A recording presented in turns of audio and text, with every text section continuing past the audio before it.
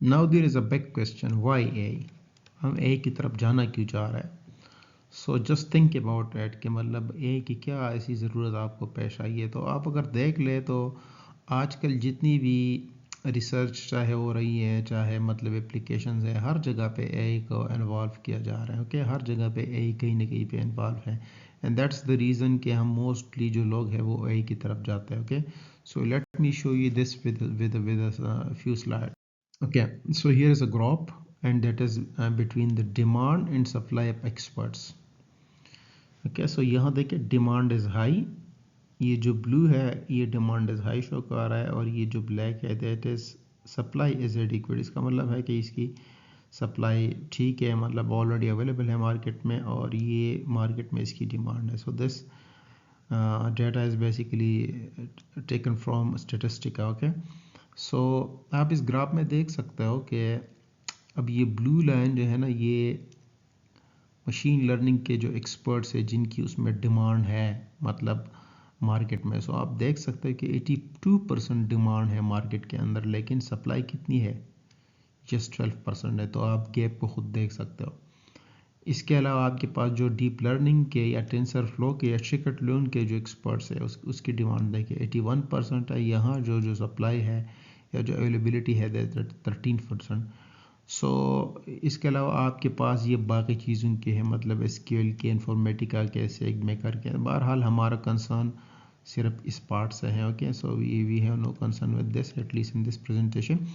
लेकिन यहाँ से आप देख सकते हो कि मार्केट में एआई के जो एक्सपर्ट्स हैं उनकी डिमांड कितनी है, and due to that demand इसी वजह से आप देखते हो कि लोग जो है ना वो ज़्यादातर इसी एरिया की तरफ जा रहे हैं। Okay, Okay, so let me tell you that there are basically three terminologies. AI है, मशीन लर्निंग है और डीप लर्निंग है। सो उसका फ़र्क मैं आपको बताने की कोशिश कर रहा हूँ कि तीनों के बीच में क्या फ़र्क है। सो आर्टिफिशियल इंटेलिजेंस एक बहुत वास्ट फील्ड है। मैंने आपको पहले बताया कि machine learning is basically a part of AI. Okay, ये उसका एक हिस्सा है। आप अगर डीप लर्निंग की तरफ आ जाते हो तो deep learning is basically further a part of machine learning. Okay, so we have three categories, maybe you can say AI. सो एआई का जो फिर फर्दर एक क्लास है दैट इज मशीन लर्निंग, और मशीन लर्निंग का जो एक क्लास है डीप लर्निंग। सो इट्स जो जो है ना आखिरी उस पे है, मतलब आपके पास जो डीप लर्निंग है ये मशीन लर्निंग का एक पार्ट है, मशीन लर्निंग एआई का एक पार्ट है। ओके, सो इन चीज़ों के बीच में आप ट्राई करें कि इसमें आप कंफ्यूज ना हो जाए। मशीन लर्निंग के अंदर आपके पास dozens of different machine learning methods है। ओके, कोई सुपरवाइज मशीन लर्निंग है, कोई क्या है, कोई क्या है।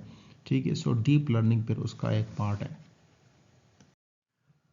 Even though it's too early to tell you about the steps for training an AI model, but just आपको समझाने के लिए कि नॉर्मली एक एआई का जो मेथड है वो कैसे काम कर रहा होता है। ओके, सो आपके पास कुछ स्टेप्स है एआई को परफॉर्म करने के लिए, जिसमें पहला स्टेप ऑब्जेक्टिव को डिफाइन करना है। So this is the first step.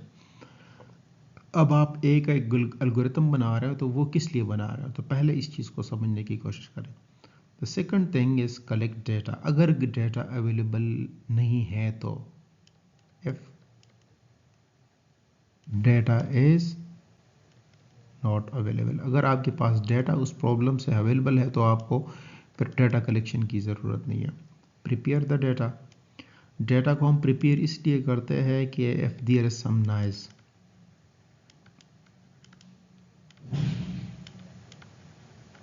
अगर कुछ नॉइज वगैरह है तो उसको आपने रिमूव करना है।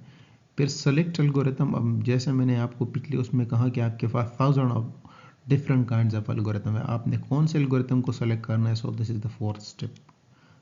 Third, this is the second. Okay, so आपने कौन से एल्गोरिथम से अपने मसले को हल करना, दैट्स योर चॉइस। ओके, फिर आप इन एल्गोरिथम्स में, मेरे ख्याल में उसको अभी समझने की ज़रूरत नहीं है, आप खुद बाद में समझेंगे। फिर जब आपने एल्गोरिथम को सेलेक्ट कर लिया, then you have to train a model. Okay, so आपने फिर क्या करना है, कोई ए मॉडल को ट्रेन करना है।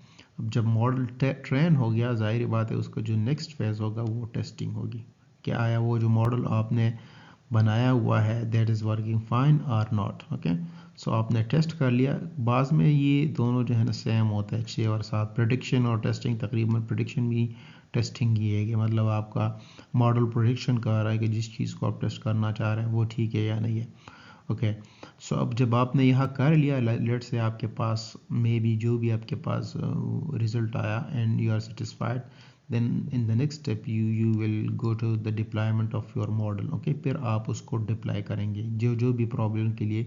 मिसाल के तौर पर आपने फेस रिकग्निशन का मॉडल बनाया, ओके,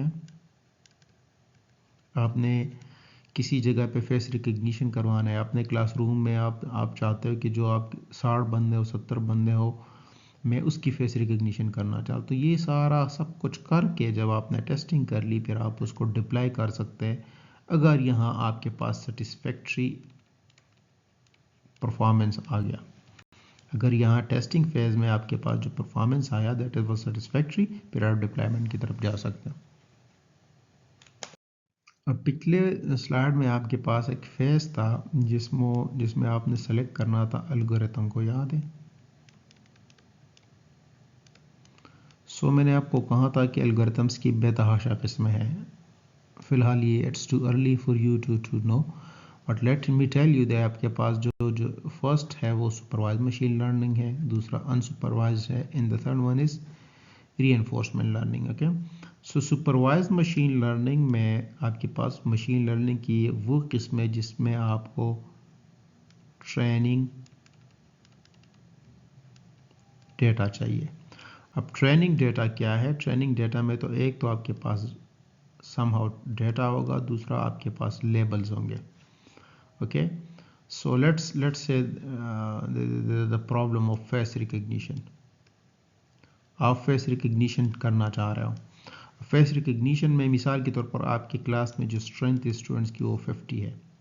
ओके, सो यहाँ वो जो 50 स्टूडेंट्स है उनकी इमेजेस, जितनी भी इमेजेस है, किसी का 1 है या किसी के 10 है, जितनी भी इमेजेस है वो आपका क्या है? ट्रेनिंग डाटा आ गया। और लेबल्स क्या होंगे?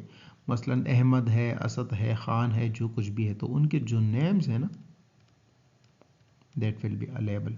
सो इसका मतलब है कि आपके पास सुपरवाइज मशीन लर्निंग वो मशीन लर्निंग मॉडल है जिसमें आपके पास ये दो चीज़ें चाहिए होंगे, डेटा और उसके लेबल्स। अनसुपरवाइज मशीन लर्निंग में जस्ट आपको डेटा चाहिए, you don't need this thing, this is not needed at all. Okay, so आपके पास डेटा आ जाता है, आपके पास बेतहाशा किस्म की अनसुपरवाइज मशीन लर्निंग एल्गोरिथम है, आप अप्लाई कर सकते हो। मिसाल के तौर पर क्लस्टरिंग एल्गोरिथम है। ओके, अब आपने क्लस्टरिंग करनी है, मिसाल के तौर पर कोई लेट्स है, मैं आज सिंपल एग्जांपल अपने स्टूडेंट्स को उसका देता हूँ, हाउसिंग सोसाइटी का देता हूँ। Let's say this is housing society, ये प्लॉट्स है डिफरेंट लोकेशंस पे। ओके, डिफरेंट लोकेशंस पे प्लॉट्स है। अब आपने इन प्लॉट्स की कीमत मालूम करनी है कि इस प्लॉट की क्या कीमत है, इसकी क्या है, इसकी क्या है। मैं सो आपकी मर्ज़ी है कि आपने मिसाल के तौर पर आपने ये क्लस्टर बना दिया, आप कहते हैं कि ये इस क्लस्टर में जो आ रहा है, इन क्लस्टर की लेट से कीमत जो है ना वो 1 करोड़ रुपए है। अब ये जो क्लस्टर है लेट से ये मस्जिद के करीब है, मे बी पार्क के करीब है, तो मैं इसका कीमत 1.5 करोड़ रख लेता हूँ। सो क्लस्टरिंग की बेताश एल्गोरिथम्स है, आपकी मर्ज़ी के आपने मतलब अब यहाँ आप देख रहे हो कि यहाँ हमें कोई लेवल की ज़रूरत नहीं है, बल्कि मैं अपना कोई स्ट्रेटजी बनाता हूँ और उसके बेस पे समहाउ क्लासिफिकेशन करता हूँ। So that is called unsupervised machine learning. And the third one is reinforcement learning.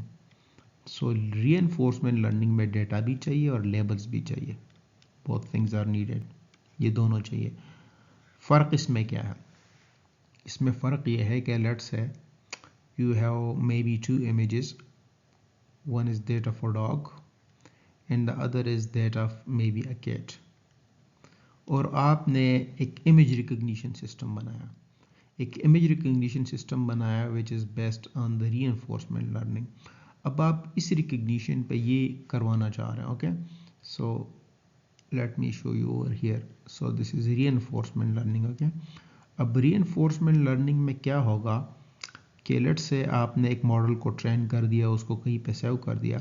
अब ये तो आपका ट्रेनिंग फेज़ ख़त्म हो गया। अब टेस्टिंग फेज़ में आपने इसको ये डॉग वाला जो इमेज था वो दे दिया इस मॉडल को, और इस मॉडल ने जो प्रेडिक्शन की, इसने जो बताया वो केट की है। इसका मतलब है कि गलत प्रेडिक्शन की है।